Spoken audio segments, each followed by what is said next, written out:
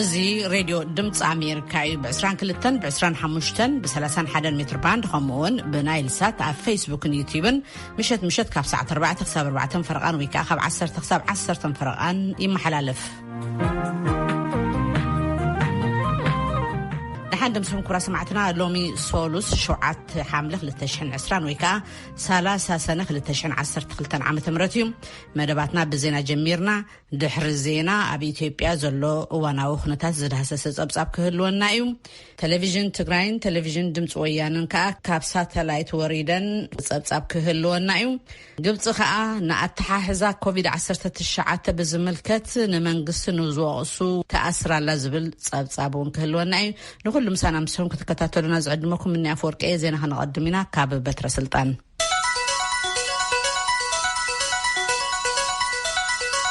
ከመይ ውዕልኩም ከመይ ምስኹም ዝርዝር ዜና እንሆ። ቤት ምክሪ ወከልቲ ኢትዮጵያ ቀዳማይ ሚኒስትር አብይ አሕመድ ኣብ ዝተረኸብሉ ሎሚ ሶሉስ ኣብ ዘካየዱ ኣኼባ በጀት 2013 467 ቢልዮን ቅርሺን ክኸውን ኣጽዲቁሎ። ሃንደበት ኣብቲ ኣኼባ ተረኺቦም ብዛዕባ ህልው ኩነታት እቲ ሃገር መብርሂ ዝሃቡ ዝተባህሉ ቀዳማይ ሚኒስትር አብይ አሕመድ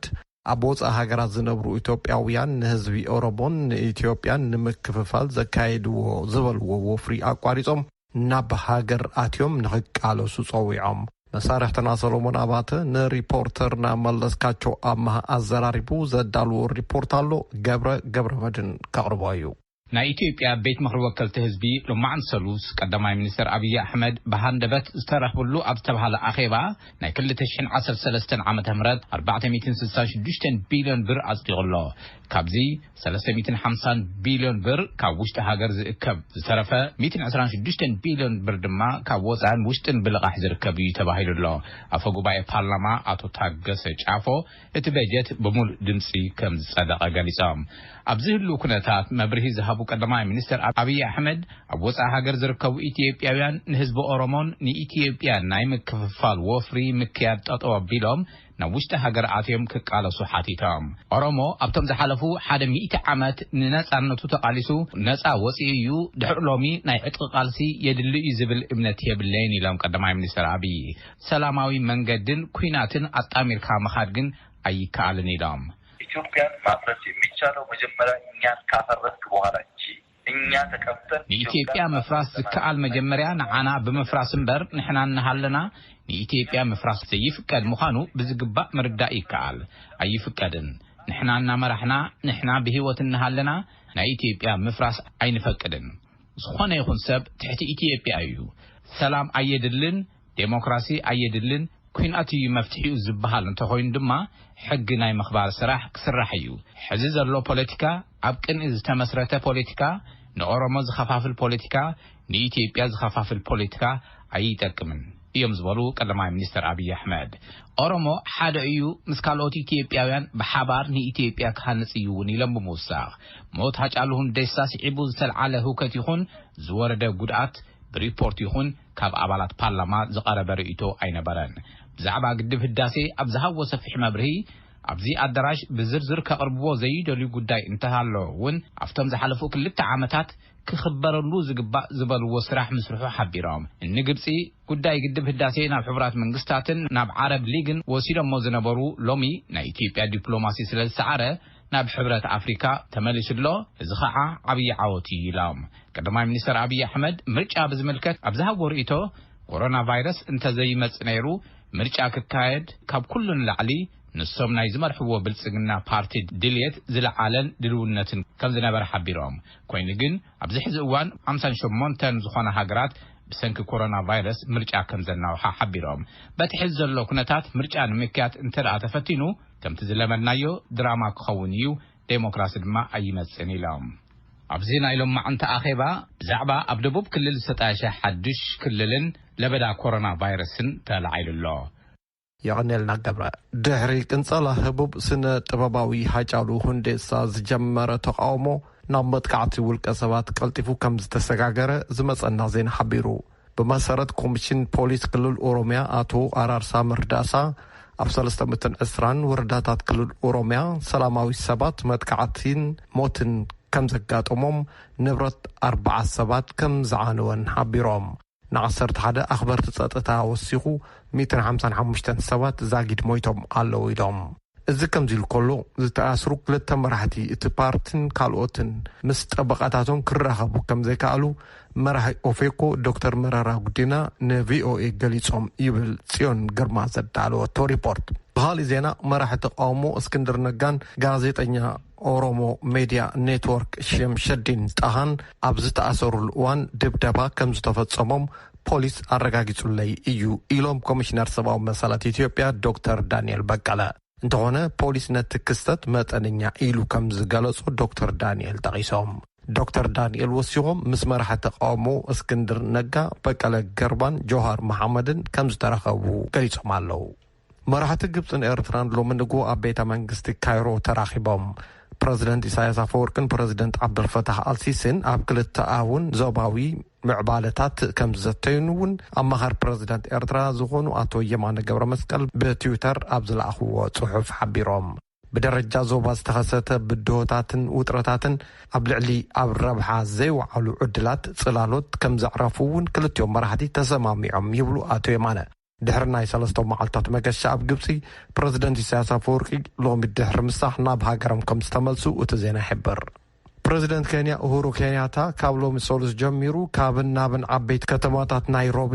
ሞምባሳን ማንዴራን ምንቅስቓስ ሰባትን ተሽከርከርትን ከም ዝተፈቐደ ኣፍሊጦም ኬንያታ ኣብ መግለጺኦም ሰባት ነቲ ምፍኳስ ዕድላት ምንቅስቓስ ኣትሒቶም ንኸይርዩን ንሓደገኛ ዝበልዎም ዝንባለታትን ባህርያታትን ንኸወግዱን ምዒዶም ኣለዉ ፕረዚደንት ኬንያታ ወሲኾም ካብ ባሕቲ ናሓሰ ጀሚሩ ዓለም ለኸ በረራታት ካብ ናይሮቢ ክጅምር ምዃኑ ኣበሲሮም ኣለዉ እንተኾነ ኣብ ኬንያ ንዝቕጽል ሓደ ወርሒ ሰዓት ሕላፍ ካብ ምሸት ሰዓት 3 ወይ 9 ክሳብ ኣጋወጋሕታ ሰዓት 10 ወይ 4 ከም ዝትግበር ኣፍሊጦም ቫይረስ ኮሮና እንደገና እንተደጊሱ ግና ኢሎም ንሶም ናብ ተዓፀው ክንምለስ ኢና ኢሎም ኣጠንቅቖም ኣለዉ ሻድሻይን መበል 11 ክፍሊ ተምሃሮ ደቡብ ኣፍሪካ ድሕሪ 3 ኣዋርሕ ምዕፃው ኣብ ቤቶም ናብ ኣብያተ ትምህርቲ ይምለሱ ኣለዉ ተምሃሮ ኣልኮላዊ መሕፀቢ ወይ ከዓ ሳኒታይዘር ተቐሪቡሎም ኣሎ ወለዲ ግና ካልኦት ኣቑሑት ተምሃሮ ብቫይረስ ኮሮና ክብከል ይኽእል እዩ ዝብል ሻቕሎት ሓዲርዎም ኣሎ ዮላንዳ ማንታሃ ዝተባህለት ወላዲት ደቅና ክሳዕ ክንደይ መሸፈን ገጽ ወይ ከዓ ማስኬራ ሙሉእ መዓልቲ ክጥቀሙ ይኽእሉ እናበልኩ እየ ዝሻቐል ትብል ቆልዑ ኣብ ቤቶም ክውዕሉ ከለዉ ዘጭንቕ እዩ ዝበለት ካልእ ወላዲት ብወገና ናብ ቤት ትምህርቲ ኪዱ ምባል ርእሱ ዝኸኣለ ርእሲ ሕማም ኮይኑና ኣሎ ኢላ ኣላ ኣብ ሃገረ ደቡብ ኣፍሪካ ተምሃሮ ናብ መኣዲ ትምህርቲ ድሕሪ ምምላሶም 200 መምሃራንን ልዕሊ 1,000 ተምሃሮን ተለኺፎም ኣለዉ ብሓፈሽኡ ኣብቲ ሃገር ብቫይረስ ኮሮና 200,000 ሓሚሞም ልዕሊ 3,000 ድማ ሞይቶም እዮም ስዑድ ዓረብ ካብ ሃገራት ማእከላይ ምብራቕ ዝበዝሐ ብቫይረስ ኮሮና ዝተለኽፉ ሰባት ዝርከቡላ ሃገር እያ ክሳብ ሎሚ ሰሉስ ልዕሊ 213,000 ክሳብ ሎሚ ሰሉስ ልዕሊ 213,000 ሰባት ተለኺፎማ ኣስታት 2,000 ድማ ሞይቶም እዚ ክስተት እዚ ብመሰረት መምርሒ ሓልዋ ድሕነት እቲ ሃገር ናብ ሜካ ንንግደት ይገይሹ ዝነበሩ ሙስሊማት ብኣዝዩ ትሑት በዝሒ ንክፍጸም ኣገዲዱ ኣሎ መንካይ በዝሒ ጋያሹ ናብ ንግደት ግና ንቁጠባ ስዑድያ ክጎድኦ እዩ ይብሉ ተንተንቲ ዲያል ጋቭላክ ካብ ኦማን ንዝለኣኾ ሪፖርት ገብረ መድን ከቕርቦ እዩ ኣብ ሪያድ ኤምባሲ ዩናይትድ ስቴትስ ሰራሕተኛታት ኤምባሲ ሓዊሱ ኣሜሪካውያን ዜጋታት ካብታ ለበዳ ኮሮና ቫይረስ ብናህሪ ይጋፍሐላ ዘሎ ስዑድ ዓረብ ንምውፃእ ፍሉይ በረራታት ከዋድድ ጸኒሕሎ ስዑድ ዓረብ ለበዳ ኮቪድ-19 ንምቁፅጻር ቅድም ክትብል ብርቱዕ ጽጉምታት እንተወሰደት እውን ናይ ማእኸላይ ምብራቕ ተንታኒ ቴዎድሮ ካራስኪ ግን ኣብታ 30 ሚሊዮን ህዝቢ ዘለዎ ሃገር ካልኦት መጋፍሒ ምኽንያታት ኣለዉ ይብል In Saudi it was more of a lockdown but Saudi Arabia that's large سعود عرب تعاصيا ابت ሕብረተሰብ ዘሎ ማሕበራዊ ርክባት ሕይል ዝበለ ስለ ዝኾነን ኣብ ዶባት ምንቅስቓስ ስለ ዘሎን ነቲ ሕማም ንምቁፅጻር ከቢድ እዩ ሓደ ወይ ክልተ ሰባት በቲ ቫይረስ እንተርኣ ተለኺፎም ናብ ካልእ ስድራ ሕውሲሎም ንጠቕላላ ቤተሰብ ይሕልፍሉ እቲ ቫይረስ ብዝለዓለ ደረጃ ይጋፍሓሉ ካብ ዘሎ ክፋል ሕብረተሰብ ድማ ስደተኛታት እዮም ይብል ሰበስልጣን ስዑዲ ኣብ ልዕሊ ዓበይቲ መሳጊድ መካን መዲናን ዘንጸላልዎ ሓደጋ ኣብ ግምት ብምእታው ሽዑ ነይሮም ዝዓፀውዎ ሎሚ ኣዝዩ ውስን በዝሒ ዘለዎ ጉዕዞ ሕጃ እያ ትፈቅድ ዘላ በብዓመቱ ኣብ ወርሒ ሓምለ ካብ ልዕሊ 180 ሃገራት ልዕሊ 2 ሚልዮን ኣመንቲ ተተኣናግድ ናይዚ ዓመት ተጓዓዝቲ ግን 70 ሚእታዊ ነበርቲ ስዑዲ 30 ሚእታዊ ድማ ዜጋታት ስዑዲ ክኾኑ እዮም ኣብዚ ሕዚ እዋን ናብቲ ሃገር ዘይኣተወ ኣማኒ ናብ ስዑዲ ከኣቲ ኣይፍቀደሉን ኣብ ንእሽቶ ናይ እምነት ቦታ ብዙሕ ሰብ ክእከብ ነቲ ለበዳ ብስፍሓት ክዛመት ምፍቃድ እዩ ክብሉ ብርክት ዝበሉ ሰባት ስጋቶም ይገልጹ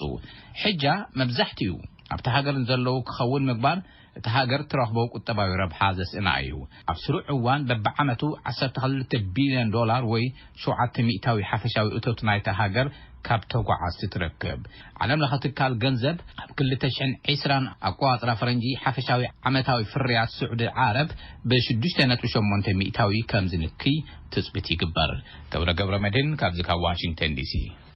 يغنيالنا قبرة نبقى لزينا نسجر لنا بريزيدنت برازيل جاير بولسونارو بفيروس كورونا تتحيزم الله لو مسلوس بولسونارو كساو لومين فيروس كورونا يناس وامنيروم سبورتاوي كومانانت انكارن سلزلني بات فيروس اي لكفن بهالاي ايوم نيرو بولسونارو نسوم ريتو كوبوكالو كمزي سعال زحازن نخوين يسمعن زول ليلهم بريزيدنت هاجر برازيل اما خرطوم كوفيد-19 كم زحازهم دحر مقلاسو تمرميروم سلسة استفلالي وتصيتات اتفيروس كم زلوهم عرقاقتهم قالو يبل اسوسيتد بريس برازيل نيونايتد ستيتس صعيبة بفيروس كورونا زتتقعد كالأيتي هاجر كوين الله لعلى 1 مليون تلخيفوما 65,000 سبه دما ميتهم برازيل بكورونا فيروس أمريكا بالصب ألبون نفارت ويكعدرون إيراناو جنرال قاسم سوليماني مقنصالا قتلت يو تفتصيبو إلو زغلو صبيت مخري سبع مسلات حبرات هاجرات إيران بقريئة قبل الأمريكا زفتصمتو تكبر حنم مفداي بميسايل مخني أيكونن كبل قليسوا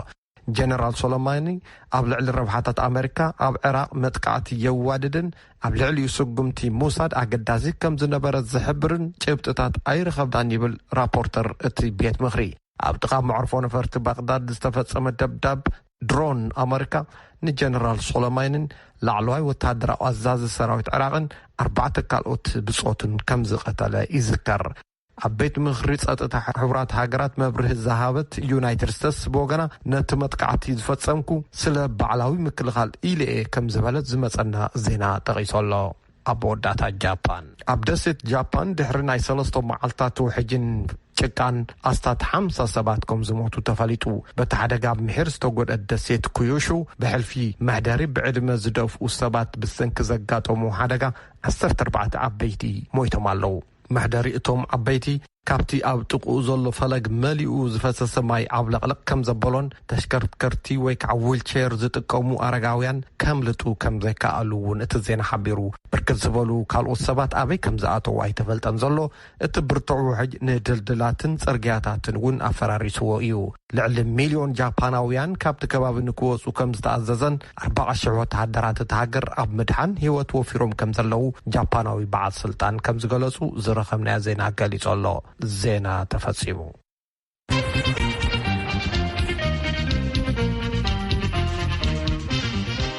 نمسكنا كابتران زينا ازي راديو دمت أمريكا ايو ኣብ ኢትዮጵያ ድሕሪ ሞት ፍሉጥ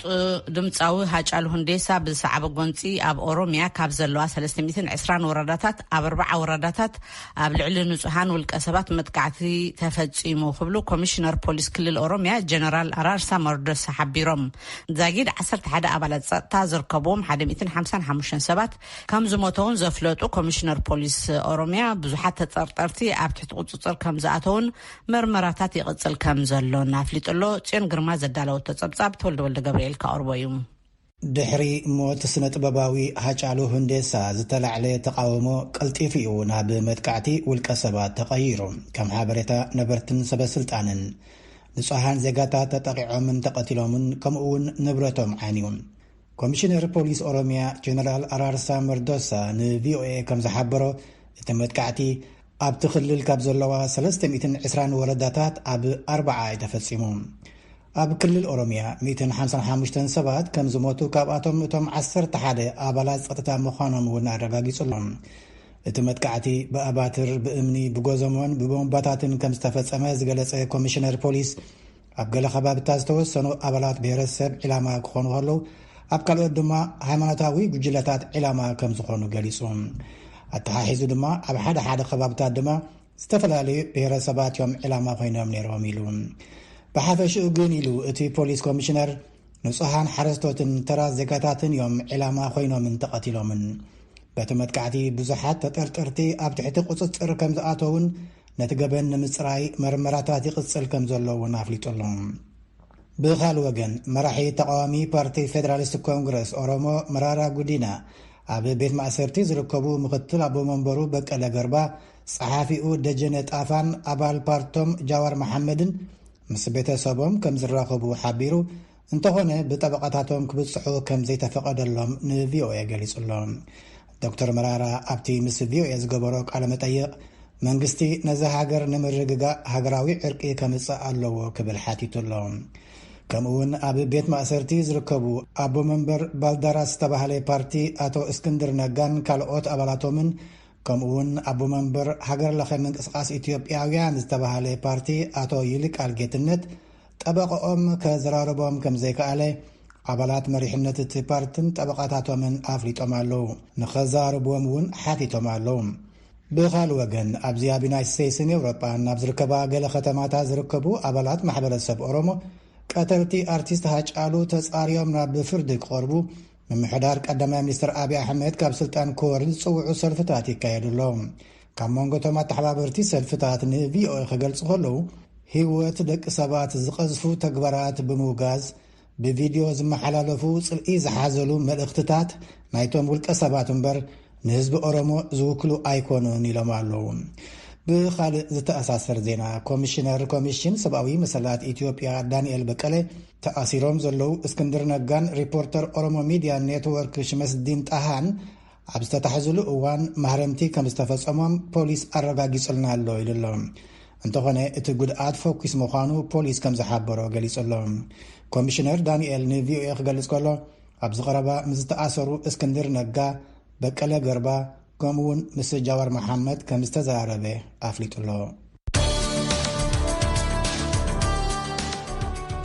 ንመስግነካ ተወልደ ቴሌቪዥን ትግራይን ቴሌቪዥን ድምፂ ወያነን ካብ ሳተላይት ወሪደን ፈነወ እንተቋሪጹሎም ብዛዕባ እዚ ሙሉጌታ ጽባህ ተወሳኺ ሓበሬታ ከካፍልና ኣብ መስመር ሒዙ ኣለኹ ሙሉጌታ ቀጽል የቀኒለይ መንያ ማለሶኒ 27 ሰነ 2012 ካብ ድሕሪ ቀትሪ ጀሚሩ ቴሌቪዥን ድምፂ ወያነን ቴሌቪዥን ትግራይን ክልቲኦም ኣብ ፈነወ ሳተላይት ከም ዝወረዱ እዩ ተፈሊጡ ዘሎ ዘዘራረብናዮም ሓለፍቲ ስራሕ ትካላት ቴሌቪዥን ትግራይን ድምፂ ወያነን ከም ዝተዛረቡ ድማ ክልቲኦም ጣብያታት ብመንግስቲ ፌደራል ትእዛዝ ካብ ሳተላይት ፈነወ ክወርዱ ተገይሩ ክብልዮም ክሶም ኣቕሪቦም ዋና ዳይሬክተር ቴሌቪዥን ትግራይ ኣይተ ተሻለ በቀለ ንጣብያና ከም ተዛረቡ ትማሊ ካብ ሳተላይት ድሕሪ ቀትሪ ድሕሪ ምውራዱ ናብ ፈረንሳይ ዓዲ ዝርከብ ናይ ሳተላይት ትካል ከም ዝደወሉ ብዛዕባ እቲ ጉዳይ ድማ መብርሂ ከም ዝሓተቱ ገሊፆም እዮም ካብቲ ትካል ዝተዋህቡ ምላሽ እንትዛረቡ መንግስቲ ኢትዮጵያ ንመንግስቲ ፈረንሳይ እቲ ፈነወ ክቋረጽ ደብዳቤ ብፅሓፎ መሰረት እቲ ፈነወ ከም ዝተዓፀወን ከም ዝተቋረፀን እዮም ተዛሪቦም ኣይተተሻለ እንትዛረቡ መጠንቀቕታ ደብዳቤ ተዋሂብኩም ዝብል ብሚድያ ሰሚዕና ነርና ንትካልና ንትካል ድምፂ ወያነን ትግራይን ኮይኑ ግና እቲ ደብዳቤ ኣብ ኢድና ይበፅሕን እንታይ ክነስተኻኽል ከም ዘለና እውን እንከይተፈለጠ ቀጻዩ እቲ ፈነወ ክቋረጽ ተገይሩ እዚ ድማ ናይ ሓሳብ ብነፃነት ናይ ምግላፅ መሰል ዝዕፍን እዩ ብምባል እዮም ተቃዊሞሞ ኣብ ናይ ፈተነ እዋን ዝነበረ ናይ ቴሌቪዥን ትግራይ ኣካል ዝኾነ ቻናል 29 ዝተባሃለ ካልእ ጣብያ እውን ከም ዝተዓፅወ እዮም ተዛሪቦም ናይ ሓሳብ ኣፈላላይ ዘይምቕባል ካብ መንግስቲ ፌደራል ጥራሕ ዝመሓላለፍ ሓበሬታ ጥራሕ ንምትሕልላፍ ዝተለመ እዩ ዝበሉ ኣይተተሻለ እዚ ስጉምቲ ድማ ኣብ ልዕሊ ህዝቢ ትግራይ ይፍፀም ዘሎ መጥቃዕቲ ኣካል እዩ ብምባል እዮም ኮኒኖሞ ብፍላይ ኣብ ዝሕዚ እዋን ኣብ እዋን ኮሮና ህዝቢ ሓበሬታ ክረክብ እናተገበኦ ኮይኑ ግና ቴሌቪዥን ጣብያታት ምዕፃው ንህዝቢ ንዕቀትን ናብ ጉድኣት እውን ዘብፅሕ ብምባል እዮም ኣትሪዮም ዝኮነንዎ ኣይተተሻለም ናይ ድምፂ ወያነ ትግራይ ኣካየዲ ስራሕ ኣይተ ኣበበ ስገደም እውን ኣብዚ ጉዳይ እዚ ሓቲቶም ነይረ ኣብዮም ካብ በዓል መዚ ብሮድካስት ኢትዮጵያ መጠንቀቕታ ከም ዝሃቦም ካብ ሚድያ ሰሚዖም እቲ መጠንቀቕታ ግና እንታይ ከስተኻኽሉ ከም ዝግብኦም እውን ብዝርዝር እንታይ ተነገረ ደብዳቤ እውን ኣብ ኢዶም ከይበፅሐ ብተወሳኺ ድማ ኣብ ከይዲ እንታይ ክግበር ከም ዘለዎ ዝርርብ ከይተኻየደ እዩ እቲ ምዕፃው ተኻይዱ ዘሎ ብብሮድካስት ናይ ተዓዲ ሕጊ ድማ ሓደ ትካል ከጥፍእ ከሎ እንታይ ትዩ ዝብል ዝርርብ ምክያድ መጠንቀቕታ እውን ተተዋሂቡ ፍቃድ ይስረዝ ካብ ሳተላይት ምውራድ ዝግበር እዚ እውን እኳን ከደም ብምባል እዮም ተዛሪቦሞ ኣይተኣበበ تستفدت أمدما ناي حسب الفلالي نايزي مقبال كله دما بمنجس فيدرال طرح زغرب حسابات نمت نقاد بمحسابيو نتنت آبياتات تعاج أمدوبال يوم قليج أمو معخن زينانا وين تقبلنا رخب مخانو مرعايا سلا زخونايو بمنجسي سقم توصيد أمدوبال زخونا نو ስለዚህ ኣብቲ ክልል ዝስማዕ ሚድያ የለን ማለት ድዩ ቀጻሊ መደባቶም ከእንታይ እዩ ኣብ ትግራይ ኣብ ዝሕዝዋን ናይ ሬድዮን ናይ ጋዜጣን ማዕኸናት ዜና ይርከባን ዘን ማዕኸናት ዜና ዜን ንህዝቢ ዘብፅሓሉ መንገዲ ድሕርቲ ናይ ቴሌቪዥን ድምፂ ወያነን ቴሌቪዥን ትግራይ ንምዕፃይ ንሳትን እናቐፀላ እየን ዝርከባ ከም ቴሌቪዥን ጣብያታት ክልቲኦም እውን ብቐፃሊ ናብ ህዝቢ ንምብፃሕ ከም ዝሰርሑ እዮም ገሊፆም ኣብዚ ሕዚ እዋን እውን ንበፅሕ ኣለና ብዝተወሰነ መልክዑ ፈተነታት ነካይድ ኣለና ክብሉ እዮም ገሊፆም ንህዝብና እውን كنبصحوينا حبريتا خمسي بنبرنايو كنحلفينا حزبنا عيسنا نكبلو ايت اببس قدو ما كايت سراح دمتو يعني تزاري بوميم ايت تشالي اكايت سراح تلفزيون تقراي بوغنم استم ساتلايت تكالات قدم حزو على عسيرنا هنا جنزاب خفيرنا يمينا وعلى بزعفنا مسرت قرشي بزخفلنا كتانا قدنا سلازي قبع ندرادر لنا اب زرربون مركبينا كبلون قليتو من لينيروم يوم بحافشا بقلتيهم تلفزيون تقاباتات دلو زيز مسر حراي يعني لي ملقيتا يعني نمسجنا كامل جيتا ازي راديو دمت امريكا يو ኣብ ግብፂ እናተጋፍሐ ዝኸይ ዘሎ ዘርጋሐ ለበዳ ኮሮና ቫይረስ ኮቪድ-19 ንምክልኻል ብመንግስቲ ዓብደልፋታሕ አልሲሲ ዝወሃብ ዘሎ ጻዕሪ ኣዝዩ ትሑት ምዃኑ ንዝዛረቡ ሰባት ብኣኽበርቲ ጸጥታ ዓፈና ይበጽሖም ከም ዘሎ ይግለጽ ኣሎ። ነዚ ብዝምልከት ዝቐረበ ጸብጻብ ሰራፍሳይ ሒዛቶላ كم حبريتا ጉጅለ ሰብኣዊ መሰላትን ተኾይኑ ግብፂ ካብቲ ፈለማን ኮሮና ቫይረስ ዕላው ዝገበረትሉ ወርሒ የካቲት ጀሚሩ ስጋብ ሕዚ 10 ደኳተር 6 ጋዜጠኛታትን ዝተኣስሩ እንትኾን ካልኦት ሰሙያት ጥዕና ድማ እንድሕር ሓበሬታ ከውፅኡ ዝፍትኑ ኮይኖም ተቋደስቲ እቲ ዝስዕብ ቅፅዓት ከም ዝኾኑ ብመራሕቶም ተዘሪብዎም እዮም። ከምኡውን ሓደ ወጻእተኛ ጋዜጠኛ ከይእሰር ብምፍራሕ ንዓዱ ዝተመልሰ እንትኾን ክልተ ካልኦት ድማ ካብ ልዕለውቲ ኣመራርሓ ንምጥሓስ ስነ ምግባር ዝምልከት ዓብዪ መጠንቀቕታ በፂሕዎም ተባሂሉ። ከባቢ 100 ሚልዮን በዝሒ ህዝቢ ዘለዋ ግብፂ ናህሪ ብዘለዎም ኩነት እናተጋፍሐ ዝኸይድ ዘሎ ለበዳ ቫይረስ ኮሮና ሆስፒታላታ ልዕሊ ዓቕመን ኮይንወን እዩ። ሚኒስትሪ ጥዕና ግብፂ ከም ዝሓበሮ 76253 በቲ ቫይረስ ዝተተሓዙ እንትኾን 3343 ድማ ዝሞቱ እዮም። እዚ ድማ ኣብ ሃገራት ዓረብ እቲ ዝዓበየ ቁፅሪ ኮይኑ ይርከብ። ተቐማጣይ ካይሮ ዝኾነ ዶክተር ከም ዝበለው ኩልግዜ ናብ ስራሕ ክወፍር ከለኹ ህይወተይን ህይወት ስድራይን ሓደጋ ኣሳጢሕ ይብል። ነቲ መዓስን ብኸመይን ከም ዝጠፍእ ዘይፍለጥ ኮቪድ-19 ዘስዕቦ ጭንቀትን በቲ ካልእ ድማ ሰበስልጣን መንግስቲ ዝወስድዎ ዘለዉ ስጉምትታት ዝፈጠረሉ ስግኣትን ትገልጽ ድማ መሳርሕተይ ተኣሲሮም እዮም። እዚ ድማ ንዓይ መልእኽቲ እዩ፣ ለውጢ ዘይብሉ ነገር እዩ ይብል። 2013 አልሲስ ሚኒስትር መከላኸል ሃገር ኮይኖም ነቶም በዲሞክራሲያዊ መረጻ ተመሪጾም ስልጣን ዝሓዙ ፕሬዝዳንት ነበር መሐመድ ሙርሲ ካብ ስልጣኖም ብምእላይ ስዒቡ ኣመላእ ሃገር ተቃውሞታት ኣስዒብሎም እዮም። አልሲስ ናብ ስልጣን ካብ ዝወጽሉ እዋን ጀሚሩ ድማ እስላማውያን ተቃወምቲ ፖለቲከኛታት ዘይ ሃይማኖታውያን አክቲቪስታትን ጋዜጠኛታትን ከምኡውን ሳዕሳዕቲ ቤሊ ከተረፉ ናብ ቤት ማእሰርቲ ዳጉኖም እዮም። ሕዚ ድማ እቲ ብናህሪ ዝጋፋሕ ዘሎ ኮቪድ-19 ኣመልኪቶም ሕፅረታት መከላኸሊ መሳርሕታት ይጋጥመና ኣሎ ኢሎም ሕቶ ናብ ዘቕረቡ ዶክተር ዘይሩላ ኣንፈቶም ነዚ ኣመልኪቶም መብርህ ንኽህቡ በዓል ስልጣን ርክብ ህዝብን መንግስትን ግብፂ ብኣሶሽየትድ ፕሬስ ዘቐረበሎም ሕቶ ብምንጻግ ንሓሶታት ጸለመ ዘቃልዑ ሓቅታት ብዝብል ርእሲ ጸብጻብ ዝሓዘ ጥራዝ ከም ዝለኣኽሉ ኣሶሽየትድ ፕሬስ ሓቢሩ። መንግስቲ አልሲስ ኣብ ምዕባይ ቁጠባ እታ ሃገር አንጻር ቴሮሪስት ዝግበር ቃልስን ዕወት ስራሕቲ ከም ዝሰርሐ ኮቪድ-19 ዝምልከት ድማ ከምቲ ጸላእቲ እዛ ሃገር ዝብልዎ ዘይኮነስ ምምሕዳሮም ንተወሳኽቲ ሕሙማን ዝኸውን ናውቲ ከም ዘዳለወ ሚሊተሪኦም እውን 4000 ዓራታት ዝሓዙ ፊልድ ሆስፒታላትን ሞሸቢ ማእኸላትን ከምኡውን መሸፈኒ ኣፍ ወይ ድማ ማስክ ንዜጋታቶም ብነፃ ኣብ ዝተፈላለዩ ቦታታት ይዕድል ከም ዘሎ ዝሓበረ እዩ። እቲ ጸብጻብ ወሲኹ መንግስቶም መመርመሪ ለበዳ ቫይረስ ኮሮና ኣብ ኩለን ዓበይቲ ሆስፒታላት ዝተኣታተወ እንትኾን ፋብሪካታት ውልቀውን መሸፈኒ ኣፍ ብበዝሒ ከምርቱ ብምእዛዝ ኣብ ቅድሚት ንዝሰርሑ ሰሙያ ጥዕና ከቕርብ ከምኡውን ካብ 44 ስጋብ $76 ብወርሒ ማእሾሽ ንሰብ ሞያ ሕክምና ክወሃቦም ኣልሲስ ከም ዝኣዘዙ ይሕተት እቲ ጸብጻብ ይኹን እምበር ሰብ ሞያ ጥዕና ኣብ መራኸብቲ ሓፋሽ ዝብልዎ ግን ብኣንጻሪኡ ብሰንኪ ዘሎ ሕጽረታት መሸፈኒ ኣፍ ወይ ድማ ማስክ ዶክተር ብገንዘቦም ክገዝኡ ይግደዱ ከም ዘለው ስድራት ሓከምቲ ፍሉይ ሓገዝ ዝህብ ዓራት ንምርካብ ከም ዝምሕፀኑን ሓኻይም ስንን ሰራሕተኛታት ፋርማስን ድማ ብዘይ እኹል ስልጠና ሕሙማት ክሕግዙ ይግደዱ ከም ዘለው ዝሕብር እዩ። ብዝሓለፈ ወርሒ ማሕበር እቶም ሰብ ሞያተኛታት ናብ ህዝባዊ ባይቶ ፍትሒ ኣብ ዝለኣኾ ደብዳቤ ከም ዝሓበሮ መንግስቲ ኣብ ተኣላለያ ኮቪድ-19 ኣመልኪቶም ሓሳቦም ብምግላጾም ዝተኣሰሩ 5 ዶክተር ክፍትሑ ዝሕብር እዩ። ቀዳማይ ሚኒስትር ግብጺ ሙስጠፋ ማድባውሊ ኣብ ቴሌቪዥን ቀሪቦም ዜጋታት ናብ ሓደጋ ዘውድቆም ዘሎ ሸለልትነትን ዘይተማእዛዛይ ኣሰራርሓ ሰብ ሞያ ሕክምናን እዩ ምባሎም ስዒቡ ገለ ሰብ ሞያ ብዘይ እኹል ስልጠና ትሕቲ ግብኦም ዝኸፈል መሃያ እኹል መሳርሒ ኣብ ዘይብሉ ኩነታት ብሕሙማን ኣብ ዝተማእኸለሉ ክፍለታት ኮይኖም ህይወት ንምትራፍ ይሰርሑ ከም ዘለው ስምዒታውያን ኮይኖም ብፌስቡክ መልሲ ሂቦምዎም እዮም። ወሲኸም እውን ስጋብ ሕዚ 117 ዶክተር 39 ነርስታትን 32 ሰራሕተኛታት ፋርማስን ምስ ኮቪድ-19 ተታሒዙ ከም ዝሞቱን ብኣሽሓት ድማ ከም ዝሓመሙን ይሕብር እቲ ማሕበር። እቲ ማሕበር ሰሞያ ኣብ መወዳእታ ወርሒ ሰነ ንመግለጺ ሙስጠፋ ማድባውሊ ስዒቡ ጻዕርን ልፍዓትን ሰሞያ ሕክምና ኣመልኪቱ ጋዜጣዊ መብርሂ ንምሃብ ዝጸውዖ ሓይልታት ጸጥታ መንግስቲ ቀዲሞም ብምርካብ ክቋረጽን መግለጺ ንምሃብ ተዳልዩ ዝነበረ ሓላፊ ርክባት እታ ማሕበር ንሰዓታት ዓጊቶም ከም ዝጸንሑ ሓደ ኣባል ቦርድ እታ ማሕበር ይዛረብ። ወኪል ሂውማን ራይትስ ዎች ኣሚር ማግዲ ከም ዝበሎ እዞም ዶክተር ዝኾነ ዓይነት ታሪኽ ዓመጽ ይኹን ቅስቀሳ ይብሎምን ሞያዊ ሕቶታትን ነቕፈታታትን ብምልዓሎም እዮም ዝእሰሩ ዘለው ይብል።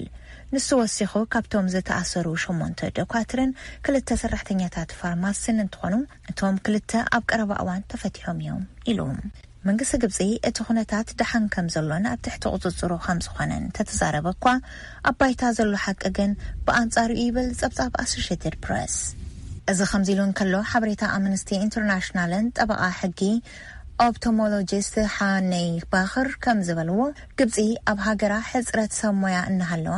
ሓገዝ ዶክተር ናብ ቻይናን ጣልያንን ምስዳዳ ጌጋ ከም ዝኾነ ኣብ ፌስቡክ ገጹ ድሕሪ ምንቃፍ ስዒቡ ሓይልታት ጸጥታ ካብ ገዝኡ ብምውሳድ ቴሮሪስት ብዝብል ሽፋን ኣብ ቤት ማእሰርቲ ከም ዘእተውዎ ይሕብሩ።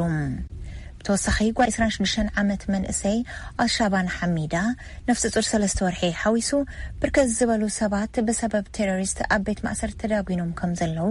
ኣምነስቲ ኢንተርናሽናል ይሕብር። ብሰንኪ ለበዳ ኮሮና ቫይረስ ኩሎም ምንቅስቃሳት ብምዕጻዎም ቁጠባ እቲ ሃገር ምሽቁልቃሉ ኣልሲት ጸቕጢ ከይፈጠረሎም ኣይተርፍን ይብሉ ገለ ተንተንቲ። ብፍላይ መስቲ ስራሕቲ ቱሪዝም ተታሒዙ ግብጺ ትረኽቦ ዝነበረት ኣታዊ ቀሊል ዘይበሃል ከም ዝኾነ እውን ይሕብሩ።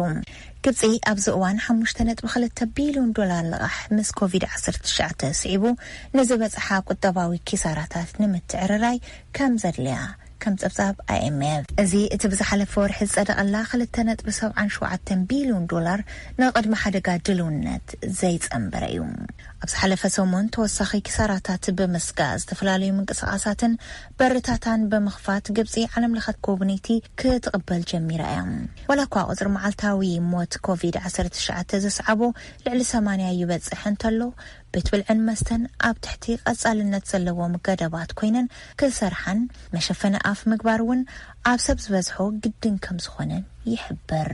ኣብ ሕቡራት መንግስታት ኮሚሽነር ሰብኣዊ መሰላት ጋዜጠኛታት ብምኽንያት ዘውፅእዎ ሓበሬታ ለበዳ ኮሮና ቫይረስ ኣመልኪቱ ይእሰሩ ከም ዘለው ዝሓበረ እንትኾን ግብጺ እውን መዚ ተታሒዙ ንዝኣሰረቶም 4 ጋዜጠኛታት ንቱርክን ቻይናን ስዒባ እታ ዝኸፍአት ኣሳሪት ጋዜጠኛታት ሃገር ኢልዋ እዩ። ከምኡን ሓይልታት ጸጥታ ግብጺ ንወጻእተኛ ጋዜጠኛታት ብዙሕ ምንግልታዓት ከም ዘብጽሕሎም ይክሕበር መጽንሑ ጸብጻብ ኣሶሺየትድ ፕሬስ ይሕብር። نمسكنك سارة كورونا فيروس نعملو عالم كزرقح ديو أيكون نتحطو انتاي دا معاسي زبلي يبلو أو وفرة مكل خالز توافروا سبمويا سلازي رؤسكم نقحكم حلو أتجنقو جنك أعداكم كل جزء بسامنان بوزح ماين كم حساب أتسلكيو بزن بارنا يلومي سولس حفشة ومدلواتنا فتسيمنا